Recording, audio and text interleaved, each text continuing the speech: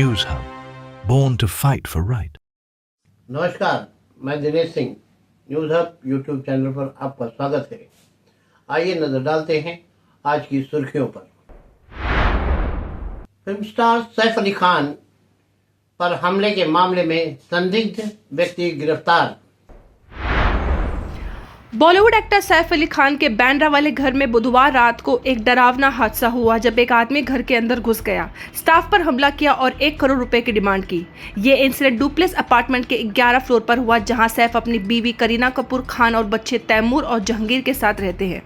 FIR के मुताबिक सुबह 2 बजे के आसपास जहांगीर के रूम में नैनी एली अम्मा फिलिप और एक और हेल्पर जूनू के साथ अटैकर घुसा। फिलिप को आवाज सुन के नींद खुली और उन्होंने एक आदमी को बाथरूम से निकलते हुए देखा। उस आदमी ने धमकाया और बोला, कोई आवाज नहीं, पैसे चाहिए 1 करोड़ रुपए। फिलिप ने जब बच्चों को बचाने की कोशिश की तो अटैकर ने उसे एक शार्प ब्लेड से हाथ और कलाई को चोट पहुंचाई। आवाज सुनकर करीना और सैफ रूम में आए, लेकिन अटैकर ने सैफ पर भी ब्लेड से हमला किया, जिससे उनके गर्दन, बैक, हाथ और शोल्डर पर चोट लगी। घर के स्टाफ ने मिलकर अटैकर को रूम में बंद कर दिया और डुप्लेक्स के ऊपर फ्लोर पर चले गए, लेकिन सीसीटीवी फुटेज के मुताबिक अटैकर 2:33 पर फायर एग्जिट स्टेयरकेस से भाग निकला। बांद्रा पुलिस ने बॉलीवुड एक्टर सैफ अली खान पर किए गए अटैक के संबंध में एक सस्पेक्ट को डिटेन किया है। पुलिस के मुताबिक सस्पेक्ट की पहचान अभी तक नहीं हो पाई है और उसे बांद्रा पुलिस स्टेशन ले जाया गया है। मुख्यमंत्री देवेंद्र फडणवीस का बड़ा ऐलान, महाराष्ट्र बनेगी इनोवेशन सिटी। नई स्टार्टअप पॉलिसी पर काम शुरू। महाराष्ट्र के चीफ मिनिस्टर देवेंद्र फडणवीस ने रविवार को अनाउंस किया कि स्टेट में गुजरात के गिफ्ट सिटी की तरह इनोवेट सिटी बनाई जाएगी। साथ ही स्टेट गवर्नमेंट की एक नई स्टार्टअप पॉलिसी पर भी काम कर रही है। ये अनाउंसमेंट नेशनल स्टार्टअप्स डे के मौके पर बांद्रा कुंडला कॉम्प्लेक्स के जियो वर्ल्ड ट्रेड सेंटर में किया गया। सीएम फडणवीस ने बताया कि नई स्टार्टअप पॉलिसी के ड्राफ्ट एंटरप्रेन्योर्स के साथ शेयर किया गया है और उनके सजेशंस और ऑब्जेक्शन मैनेज किए जाएंगे। जिस तरह गिफ्ट सिटी डेवलप की गई है, उसी तरह महाराष्ट्र में इनोवेटिव सिटी और तेज पेस पर बनाई जाएगी। फडणवीस ने स्टार्टअप्स के लिए फाइनेंशियल सपोर्ट का भी मेंशन किया। Small industries development bank of India ने स्टार्टअप्स के लिए 200 करोड़ रुपए एलोकेट करने का प्रॉमिस किया है, जिसमें से 30 करोड़ रुपए हर रीजनल डिवीजन को दिया जाएगा। इंडिया के स्टार्टअप इकोसिस्टम की ग्रोथ को हाईलाइट करते हुए फडणवीस ने कहा, 2016 में सिर्फ 471 स्टार्टअप्स थे, लेकिन आज ये नंबर 1.5 लाख तक पहुंच गया है। महाराष्ट्र में 26,000 स्टार्टअप्स है, जो फील्ड में स्टेट को लीडर बनाता है। सीएम ने टायर 2 और टायर 3 सिटीज के इंपॉर्टेंस पर भी बात की। नासिक, नागपुर, छत्रपति संभाजी नगर और कोल्हापुर जैसे रीजन्स महाराष्ट्र के डेवलपमेंट में बड़ा रोल प्ले कर रहे हैं। आर्टिफिशियल इंटेलिजेंस एआई के फ्यूचर को लेकर फडणवीस ने कहा, टेक्नोलॉजी का फ्यूचर है और स्टार्टअप्स के लिए गेम चेंजर बन सकता है। ये सिर्फ इंडस्ट्रीज के लिए नहीं, जॉब्स के लिए भी नई अपॉर्चुनिटीज क्रिएट कर सकता है। महाराष्ट्र की नई स्टार्टअप पॉलिसी और इनोवेशन सिटी के प्लान के साथ स्टेट अपने आप को इनोवेशन और एंटरप्रेन्योरशिप का हब बनाने की तैयारी कर रहा है। महाराष्ट्र सरकार का नया plan, no parking no registration.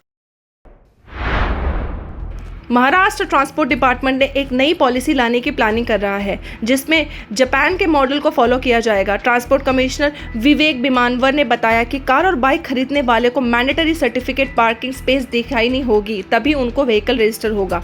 Mumbai, Pune और नागपुर जैसी सिटीज में ट्रैफिक और पार्किंग इश्यूज सॉल्व करने के लिए ये स्टेप लिया जा रहा है। अगर व्हीकल ग्रोथ रेट ऐसे ही रहा तो 2030 तक महाराष्ट्र में लगभग 6 से 7 करोड़ से ज्यादा व्हीकल्स हो सकते। पुलिस के अंदर पीक आवर्स में हाई ट्रैफिक जोन्स में एंट्री के लिए कंजेशन फ्री लगाई जाएगी, ताकि पब्लिक ट्रांसपोर्ट को प्रमोट किया जा सके। जो व्हीकल्स एमएमआर रीजन के बाहर रजिस्टर हैं, उन्हें मुंबई में चलाने के लिए चार्जेस देने होंगे। रेसिडेंशियल एरियाज में पार्किंग स्पेस को डिजिटली रेस्ट्रिक्ट किया जाएगा और व्हीकल्स के साथ लिंक किया जाएगा। पब्लिक ट्रांसपोर्ट इंफ्रास्ट्रक्चर जैसे एक्सपांड मेट्रो एक्सेस के साथ पॉलिसी को अलाइन किया जाएगा। डिस्कशन अभी भी चल रहे हैं और ये bold policy vehicle ownership regulate करने और एफिशिएंट मोबिलिटी सॉल्यूशन प्रमोट करने का टारगेट रखती है।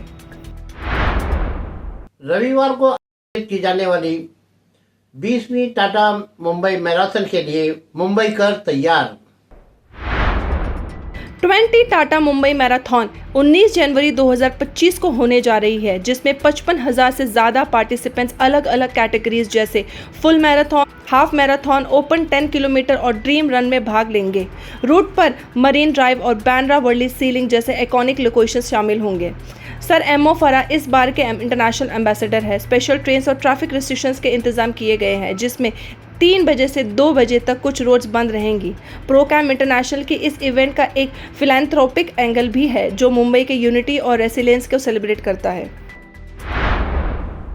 अभिनेता क्रिस मार्टिन भारत भ्रमण के लिए मुंबई पहुंचे। मरीन ड्राइव पर किया समंदर का नजारा। नवी मुंबई में होने वाले कोल्डप्ले के ग्रैंड कॉन्सर्ट के लिए तकरीबन 1000 पुलिस कर्मियों को तैनात किया गया है। डीवाई पाटिल स्टेडियम में 18, 19 और 21 जनवरी को music of sphere world tour का हिस्सा होगा, जिसमें हजारों फैंस की भीड़ उमड़ने की उम्मीद है।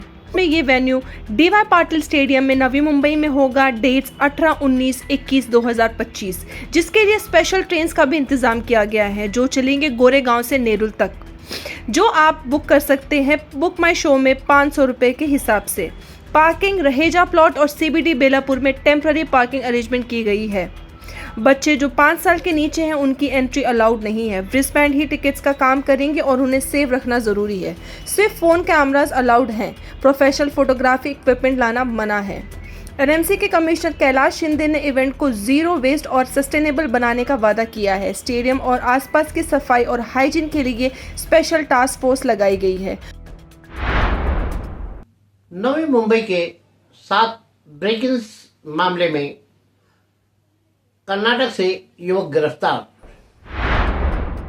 नवी मुंबई पुलिस ने 41 साल के आसिफ जहीर शेख को अरेस्ट किया है, जो एरोली, रबाले और वाशी के 7 ब्रेक-इन्स में शामिल थे। शेख को गुलबर्गा, कर्नाटका से पकड़ा गया और उससे 60 लाख के वैल्यूएबल्स जैसे सोना, चांदी और गहने और 16 लाख कैश रिकवर किया गया है। शेख, जो मुमरा के रहने वाले हैं, अपने क्राइम्स को अंजाम देने के लिए चोरी के मोटरसाइकिल्स का यूज़ करता था, जिनका नंबर प्लेट्स फेक थे। उसका नाम गुलबर्गा में भी एक और केस में आया है। तो आज के लिए बस इतना ही। दिनेश सिंह को इजाज़त दीजिए। कल फिर मिलेंगे इसी समय न्यूज़ हब यूट्यूब चैनल पर। नमस्कार। News Hub, born to fight for right.